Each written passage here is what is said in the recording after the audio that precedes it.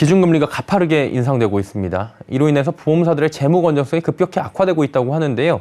지금 보면 기준금리를 0.5%포인트 인상하는 빅스텝, 그리고 이보다 더욱 강력한 긴축으로 꼽히죠. 0.75%포인트를 올리면 자이언트 스텝까지 거론이 되고 있는데요.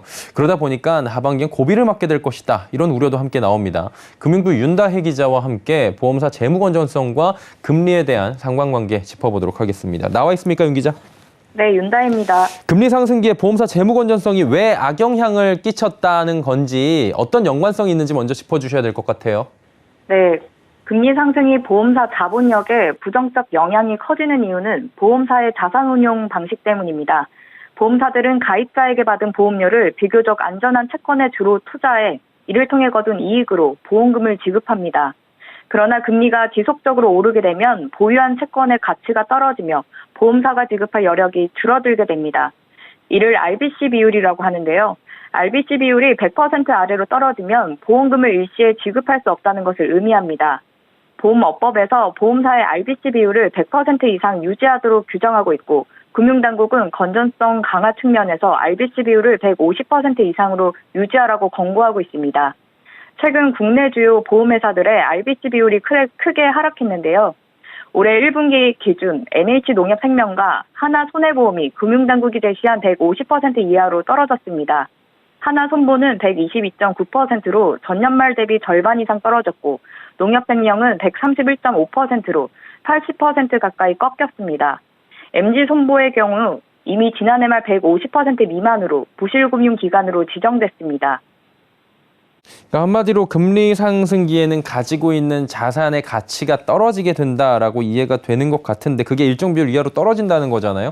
지급 여력이 이렇게 떨어지면 보험사의 이 고객들은 불안할 수밖에 없을 것 같은데, 보험사들은 어떻게 하고 있습니까? 네, 보험을 가입하는 이유가 보험금을 수령하기 위해서인데요. 지급 여력이 떨어지면 보험사 입장에선 고객들의 신뢰도에도 문제가 생기게 됩니다. 보험업계 관계자 얘기 들어보겠습니다. 고객 신뢰도에 대한 부분이 가장 문제가 되겠죠, 이제는. 그다음에 회사 입장에서는 이제 지급 여력을 맞춰야 되니까 그 부분에서 이제 어디서 그걸 또 충당해야 될 부분들이지. 네, 그러다 보니까 이제 현업에서 일하시는 직원분들도 그런 부분에서 불안해하시고. 신뢰도가 이렇게 떨어지기 때문에 현재 보험사들은 금융당국 RBC 비율 권고치를 벗어나지 않으려고 몸부림치고 있습니다. RBC 비율을 높이기 위해 유상증자 등 자본 확충에 나서고 있는데요. 올 상반기 보험사들의 확충 자본 금액은 2조 9천억 원으로 2017년 상반기를 넘어 최대치의 금액을 끌어모으고 있습니다. 농협생명의 경우 올 들어 8,300억 원의 후순위채를 발행했으며, 이달에도 총 6천억 원의 유상증자를 단행했습니다. 하나생명은 다음 달 말 최대 5천억 원 규모의 후순위 채권 발행을 검토하고 있습니다. 1월에는 약 9,200억 원을 발행해 상반기 최대 1조 4,200억 원 규모의 자본 확충을 이루게 됩니다. 이외에도 메리츠화재, DGB생명 등이 자본 확충을 했거나 계획을 발표했습니다. 지금 뭐 빅스텝 얘기 계속 0.5% 인상이죠. 얘기 나오고 있는데, 보험사는 계속 자본 확충을 할 수도 없는 상황이잖아요. 이거 방안은 없는 겁니까? 내년에 세보험 국제회계제도와 신지급 여력 제도가 도입되는데요. 국제회계기준위원회가 제정한 새 회계 기준으로 보험 부채를 계약 시점이 아닌 현재 가치로 평가하는 것을 골자로 합니다. 현재 회계 기준에서는 자산은 시가를 기준으로, 부채는 원가를 기준으로 평가하고 있습니다.